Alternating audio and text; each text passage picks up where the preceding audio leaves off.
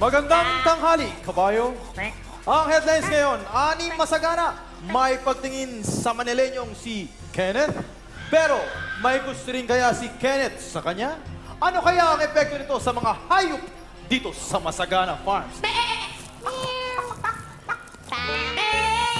Ani?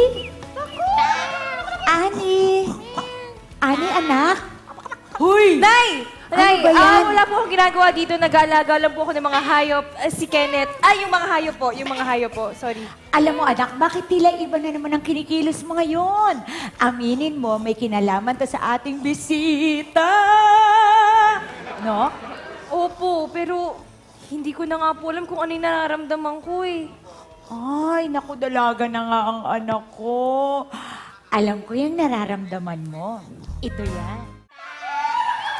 Uy! Ani! Apo, Nay! Nangangarap ka na naman! Nay, ibig sabihin po ba nito? Nahuhulog na ako sa kanya. Ano po gagawin ko? Nako, anak, intayin mo dahil ang pag-ibig ay hindi minamadali. Dadating din ang pagkakataon at paglalapitin kayo ng tadhana! Ay, naku, kinikilig naman ako sa inyo, anak. O siya, iiwan ko muna kayo, ha? At dahil dyan, ako na naman ay napapaawit sa kagalakan! Ani, pasensya ka na kung nabangga kita. Ako nga dapat humingi ng paumanhin eh. Hindi ko kasi namalaya na nandiyan ka pala. Sige, aalis muna ako para makapag-aral ka pa ng maayos. Ani, pwede bang huwag ka na lang umalis? Kasi masaya ako dahil nandito ko eh. Talaga? Masaya ka dahil sa akin? Oo naman. Masayang-masaya ako dahil sa'yo. Kasi ang totoo niya, marami akong tatanong tungkol sa mga alaga mong hayop. Kasi bakit ang lulusog nila? Ano ba yung pinapakain mo sa kanila? Lalo na dito, oh. Tingnan mo, napakalaki niya. Pinapakain ko sila ng feeds. Okay na? Pwede ko bang pag-aralan yung pagkain nila? Ayun o, sa sakong yun. Doon ka na. Doon, sa sakong yun. Salamat. Naku, ang suplato! Sayang yung pagkakataon!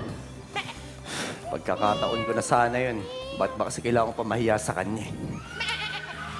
Hindi kaya mahihain lang siya, kaya umiiwas siya sa akin, o di kaya ayaw niya ng isang probinsyanang katulad ko? Baka naman ayaw niya sa kagaya kong taga Maynila. Nakita mo ba yun?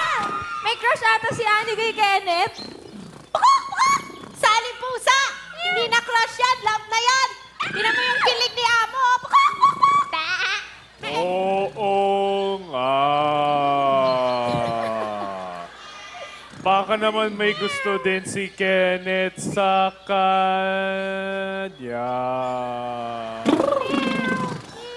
Tama ka dyan, How de Carabao.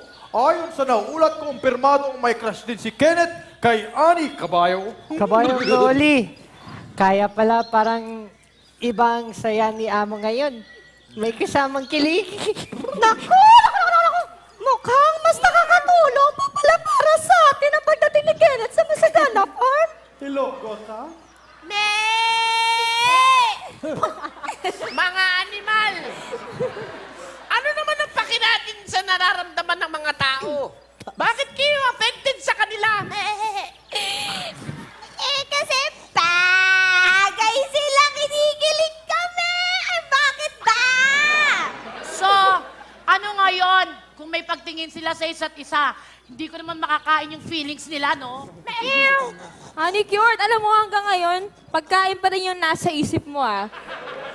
Ay syempre kapag masaya si Amo, eh di masaya rin tayo mga hayop dito sa Masagana Farms.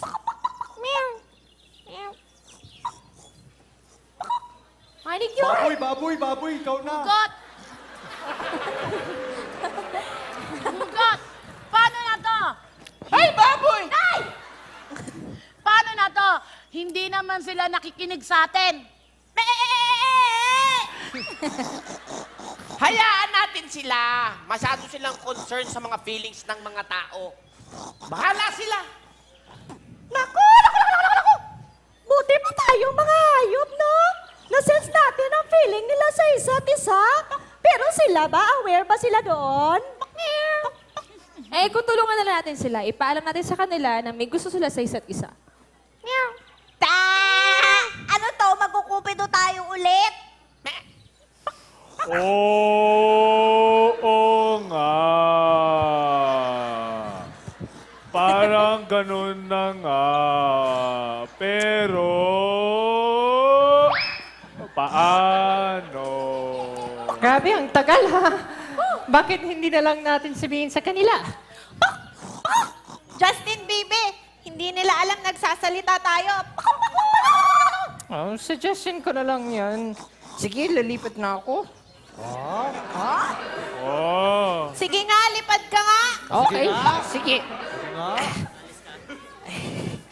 One, two, three. Ay! Ah, next time na lang. Dito muna ako, tutulungan ko kayo. Anong naisip mo, saling pusa? Ganito na lang. Paglapitin natin silang dalawa, baka sakaling magkagustuhan sila. Ay, aray!